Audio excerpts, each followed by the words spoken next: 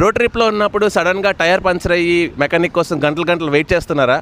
Tension తీసుకోవద్దు.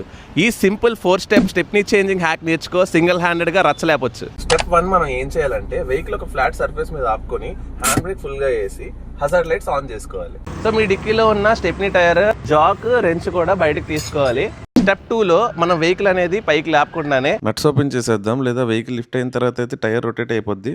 Step 3లో మనం ఏం చేయాలంటే, ఇది రన్నింగ్ బోర్డ్ అంటారు, దీని కింద ఎగ్జాక్ట్గా ఒక స్పాట్ అయితే ఉంటుంది. మనం అక్కడే దాన్ని అడ్జస్ట్ చేసి పెట్టాలి.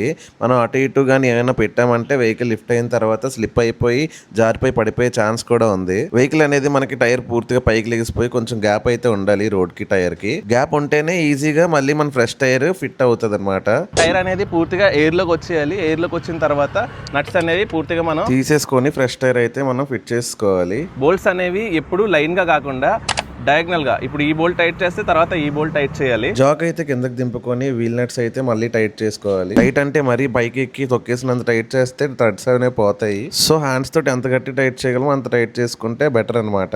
ఈ హెల్ప్ఫుల్ హ్యాక్ ని ఇప్పుడే సేవ్ చేసుకొని మీ కావాల్సిన ఫ్రెండ్స్ అందరికి షేర్ చేయండి. మరిన్ని వీడియోస్ కోసం వెంటనే మా ఛానల్ సబ్స్క్రైబ్ చేసుకోండి.